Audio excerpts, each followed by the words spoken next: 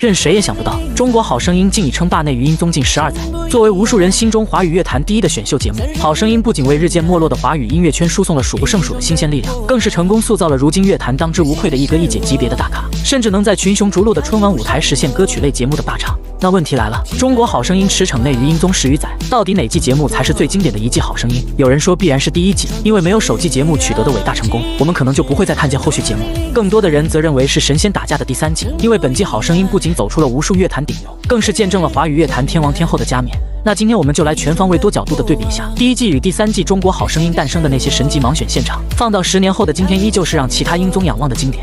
首先是第1季的多亮，穿透力十足的高音来到耳前时竟会如此亲切。无论你选择谁，没错，你相信我这句话，你的前途一定是光明。多亮！你知道，就算大雨让这座城市颠倒，我会给你怀抱。受不了，感觉你被依赖到，写下我5秒入念那爱的离骚。就算整个世界被寂寞绑票，我也不会奔跑，到不了最后谁也都苍老，写下我世界和精神交错的城堡。出来应战的是第3季的陈乐基，好声音历史最燃现场创造者，那直先天灵盖的爆发力至今都让人津津乐道。但我的心每分每刻仍然被他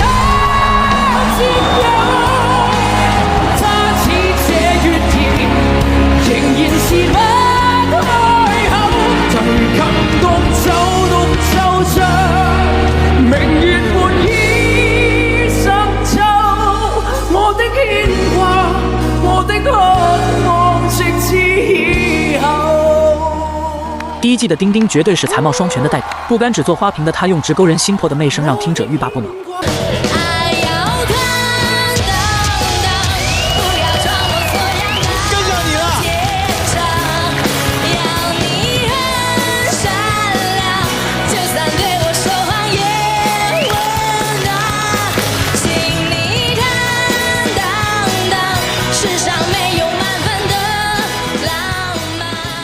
而第3季的颜值担当陈斌则用他那高亢的嘶吼敲开了4位导师的大门。